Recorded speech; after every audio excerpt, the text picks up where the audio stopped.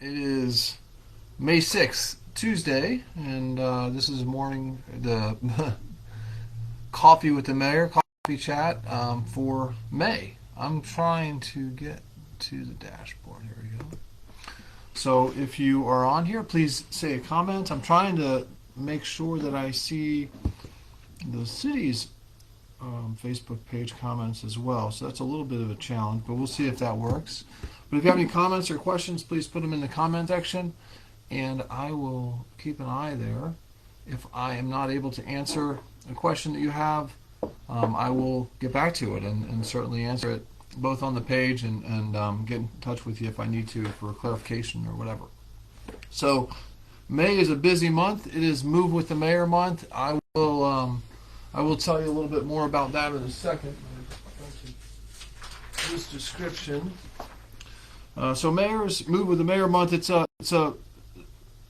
put together by the National Forum for Heart Disease and Stroke Prevention. It's an organization that's nationwide, and mayors from around the country participate in Move with the Mayor with different activities.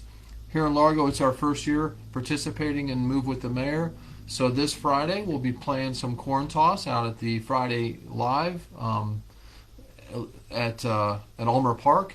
I'll be there at 6:30, and we'll play for probably an hour or so. So it's kind of just some fun games of cornhole.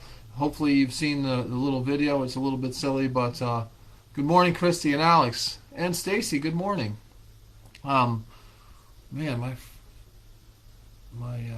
frame rate is too low. Well, hopefully you guys are being able to see me pretty well. I just said my frame rate is too low, so hopefully that improves. Good morning, Danny. But I'm going to read, mayors use Move with the Mayor to encourage active, healthy living and strengthen individual and community resilience.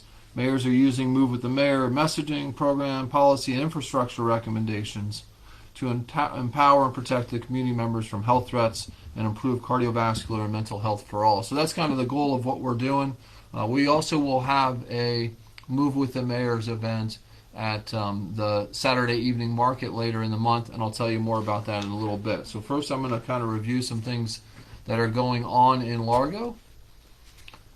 Good morning, Doug. And I want to show off my mug. I'm here at my office, my day-to-day office, because we have a new chiropractor working today. So I'm meeting her here in a little bit, but I figured I wanted to be here and do the coffee chat from here, and I have my Largo Packers mug here at the office. And I hope that this isn't broken up, because it is saying my screen rate is not great. So tonight we have a meeting. I'll kind of cover that in a little bit. We do have the music at Largo Live at Ulmer Park. The music is from 7 to 9. If you want to come out and play a couple games of cornhole, show up towards the front end of that. I'll be there at 6:30 setting up some cornhole. And then we just had our mayor's golf tournament, which was last weekend. It was completely sold out, 2 sessions, so over about 180 golfers total.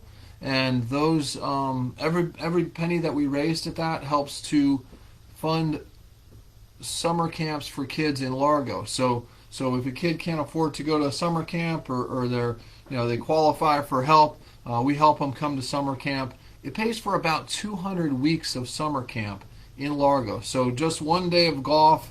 We'd like to thank our sponsors. There's a ton of sponsors, but the presenting sponsor was McGill Plumbing, and they always do a great job to help us out with the golf tournament.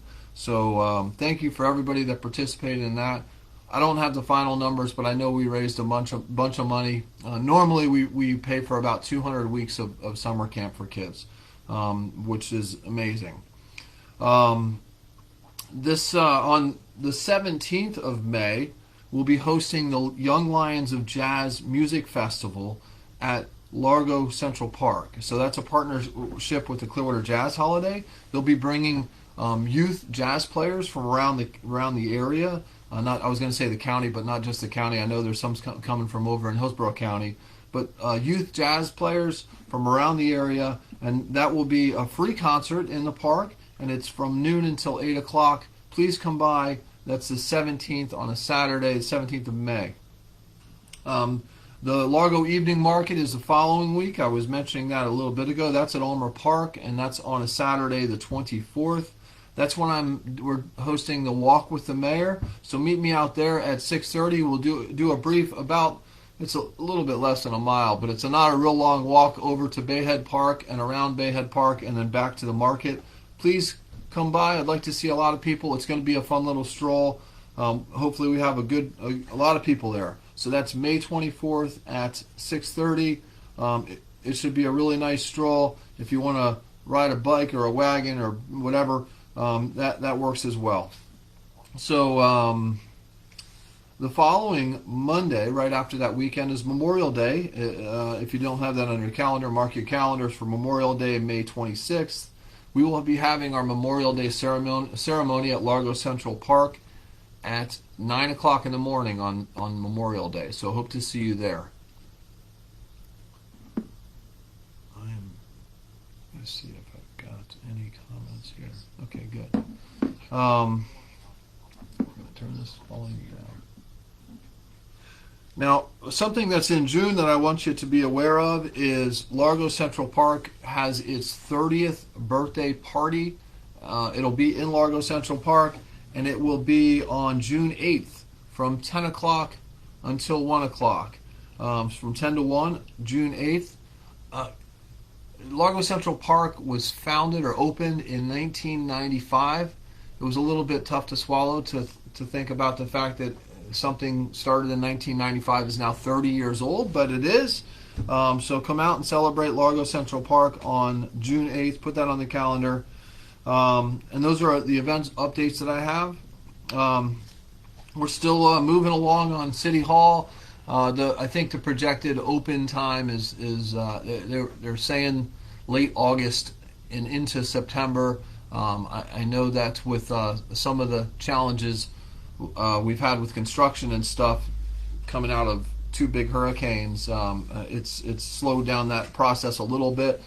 But we're looking at a late summer opening, and we have another lease you probably saw in the newspaper signed with. We're really excited to have Pappas Fresh Greek in City Hall, and then we've got Parlor Donuts and Coffee Shop as well, and we've got several others we're working on for that first floor. Some of those might open right exactly the same time as City Hall, or maybe even a little bit before, but they'll be moving into those spots very soon. We do have a city commission meeting tonight. There's just a few items on the agenda that I wanted to share with you. It is Asian American and Pacific Islander Heritage Month, and that's for the whole month of May. So we'll have a proclamation and a presentation around that. And then we have a National Police Week proclamation. That's actually next week is National Police Week, the 11th through the 17th. So we'll be talking about our police department and celebrating what will be in place during National Police Week to celebrate that. And then the 65th Annual National Public Works Week proclamation, that is the 18th through the 24th is National Public Works Week. So there'll be some events around that, and I'll post those on the page and let you know about that. But we'll talk about the Public Works Week tonight at the meeting.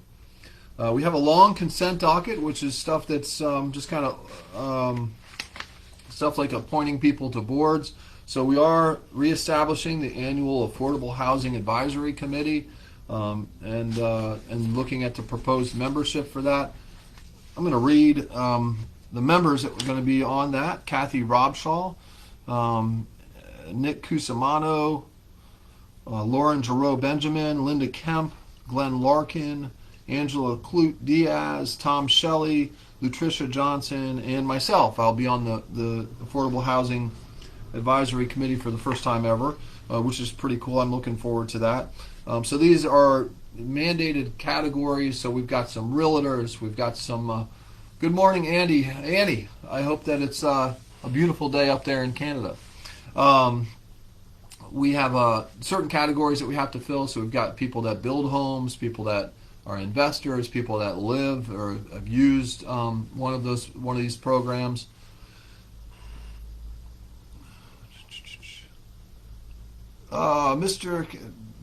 Mr. Kaplan on the city side is asking about mosquito deinfestation. I know that the county is who you can contact, and I will I'll put a comment on that.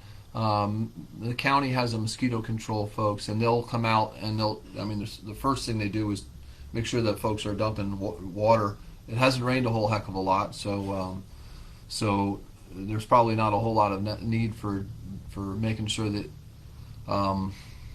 old buckets or whatever aren't holding water and harvesting mosquitoes, but they do occasionally spray as well. So I'll put the information on your comment on the city page when I'm done here. And thank you for the question. I'm glad that I was able to see it. So that's the Affordable Housing Committee. We'll start meeting very soon, actually. A couple other items are the Community Redevelopment District Plan update for both the West Bay Drive and the Clearwater Largo Road Redevelopment District. The West Bay Drive is a little bit of just a simplification of the plan, so it's a lot easier for anybody that's moving into the plan or doing something with their house or redeveloping a site in the plan. It's a lot easier for them to understand. So that's just more of an update. The other one is almost a brand new plan for the Clearwater Largo Road District. It's really comprehensive and it's really good. We looked through it at a work session a couple weeks ago. I'll post a link so you can take a look at it if it's interesting to you. So that's all that I have for this morning. Like I said, I'm here at my day job office. Well, they're both day jobs. I'm here at my regular office, and we got a busy day today because I've got a new chiropractor coming on that we're helping to get things working. Good morning, Georgia. But if you ever need anything from me, please reach out here on Facebook, or everybody knows how to reach me. So I hope that you all have a great week.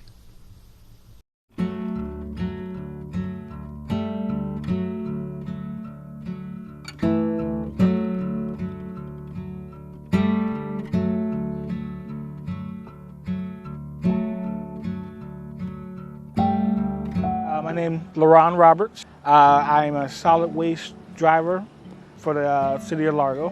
My role is I'm what they call a claw truck driver. So we drive around picking up bulk items. So anything that doesn't fit in your trash can, we're the one that pick it up. Refrigerators, cabinets, dressers, couches. I got diagnosed in 2019 by my doctor running regular lab tests. And he saw that my kidney functions were off. And then you know how they do, they ordered more tests. And then eventually they determined that I had a genetic disease and that my kidneys were starting to fail. And so in 2023, they called me up one day, said, we got lab work, doesn't look too good, come to the hospital. And that's when they put me on dialysis. I had to have surgery. That the day they called me to the hospital and they admitted me, they had to put a port in my stomach. And what it is that every night I hook up to this machine, and then in the morning, the theory is that it got all the toxins out of you. They don't make it easy getting on the transplant list. I've been trying for almost 2 years now. I finally last month got on the list. And that means that now I'm able to receive a kidney. I go through Tampa General, and they have you go to their website, the Live a Donor program, and what it is that you can call them, and if you want to be a donor, they'll send you out to a blood kit. You take that kit to either Quest or LabCorp. They'll test it and let you know if you're a match. So having a kidney would help me live a better life, so I can do more things with my kids. So I don't have to do 9 hours a night of dialysis. Because, I work 10 hours a day. I get off at 5, get home about 5:30, and then at 8 o'clock I have to hook my machine up. So that only really gives me, 2.5 hours of time to rest before I have to be on that machine all night long. So, it's very challenging. Some days, it's a struggle, but life happens, and I'll get through it, and hopefully when I get my kidney transplant, I'll have a better life. What gives me hope? To know that,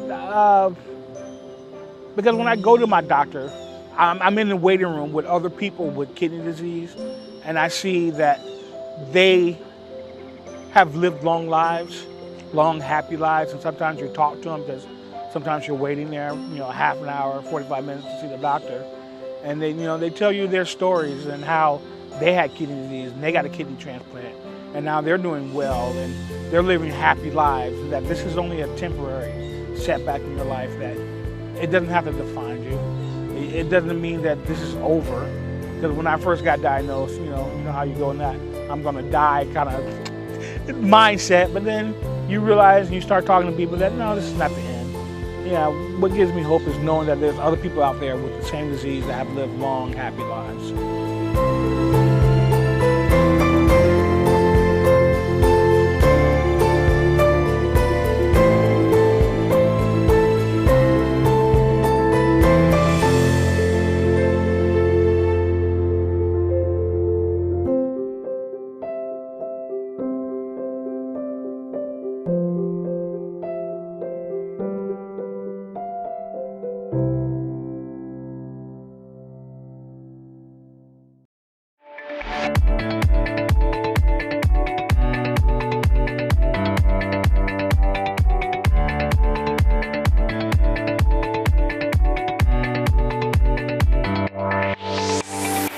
Hey there, I'm Eileen, and I'm excited to share with you what's happening in the city of Largo, where we're working every day to be the community of choice in Tampa Bay.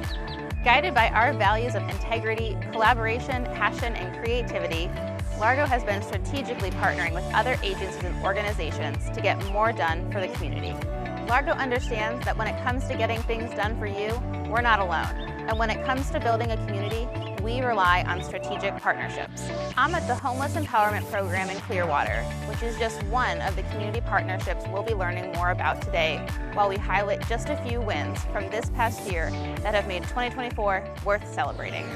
Largo wants to proactively and compassionately serve those experiencing homelessness. And Largo Police Officer Stephen Melandro and Homeless Outreach Specialist Todd Nutbrown are just two of Largo's many team members who are on the front lines of this mission every day. Our primary goal is to help individuals first. I will approach them with, how can I help you? How can we help you as a team, the City of Largo, between myself, Todd, Officer Stamper, all the resources, what it is you're going through, and are you willing to accept those resources? And if you are, we would be more than happy to guide you and get you to that finish line of hopefully permanent housing, which is the ultimate goal. With Todd on board now and working, synergistically with him and how we're able to accomplish this together, I will do outreach. I will make contact with an individual. I will advise them, hey, how long have you been here? Where are you from? Have you heard of Pinellas Hope? Have you heard of the Homeless Empowerment Program in Clearwater? Let me get you in touch with Todd Nutbrown. He is connected with these resources and he'll be able to get you in. One outstanding example of a partnership that's helping those experiencing homelessness is HEP, or Homeless Empowerment Program. Aided by the American Rescue Plan Act, or ARPA, this program is providing resources and support. What I love about that program is, they have the dental office there, they have a medical office there, they have a business management aspect where it helps people get the actual job, professional development, clothing. They have a thrift store because it helps, you can't go to an interview without the clothing. So they have all these entities, plus they have the residential aspect, and then they have a meal hall type area. A lot of the times I think with this program, what I've seen is so powerful is a network of people, or people going through a like situation can kind of see each other in each other's way, and as they progress through the program, they can see hope. And the Homeless Outreach Team is much more than just Todd and Officer Melandro. They meet regularly with other officers and team members across departments, such as the housing team, to strategize, brainstorm, and follow up. We have the officers and myself, but we also have our manager and the housing team, and we all kind of talk together about trends, things we're running into, any barriers, any developments we need to develop relationships. And just the way we all work together as a team, it couldn't align more well with our city values of passion, integrity, collaboration, and creativity. It could come in a text, or it could become a call. I just want to say thank you, man. You guys are the greatest, man. You think the call's coming in because they need more help, but they're actually thanking you. You just stop for a second, take a breath, and go, that's why we do what we do. Largo's proactive efforts to help those experiencing homelessness has resulted in many amazing success stories.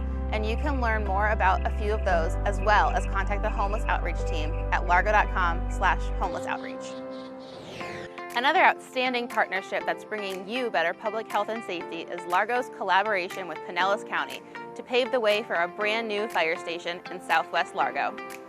The current Station 39 was opened in 1979, and with continued growth comes the need for facilities that can house more firefighters and vehicles. We've been able to collaborate with Pinellas County. They've worked with us to allow a land swap with the City of Largo. So the land swap is the new location where the fire station will go, and the swap on this side of it will be the existing land will revert back to Pinellas County.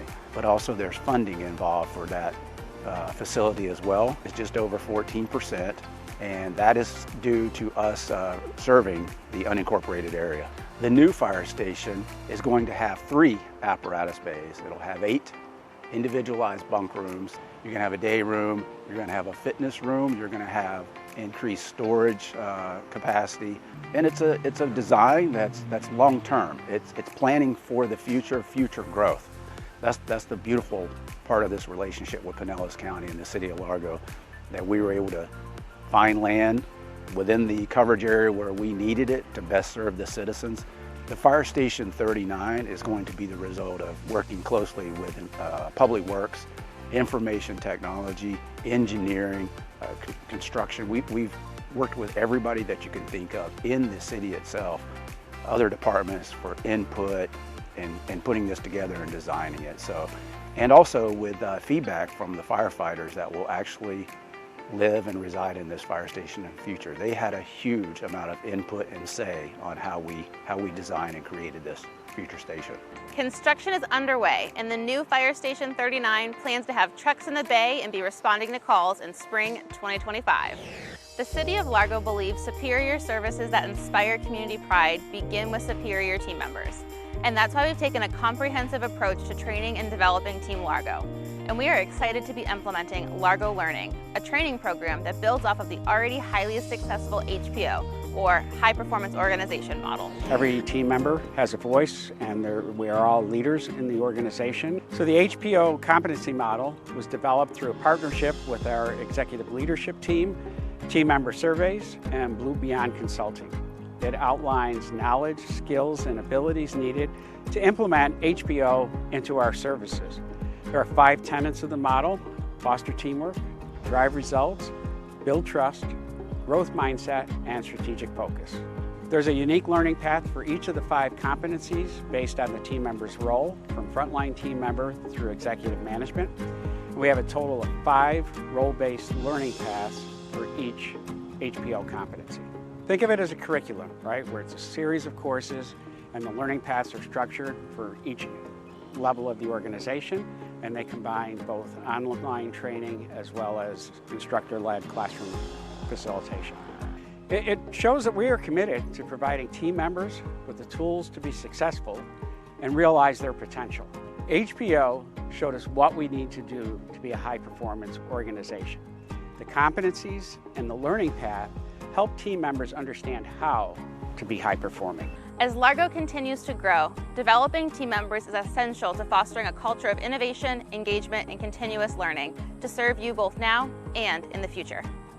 And Largo continues to invest in the future through sustainability and resiliency projects, like solar power at city facilities and increasing the fleet of hybrid and electric vehicles, like the Chevy Bolt and Ford F-150 Lightning. This new addition is not only powering itself, but also powering outdoor events, like Largo Live, all with 0 emissions. Largo is also investing in future infrastructure and community streets with roadway projects like Rosary Road.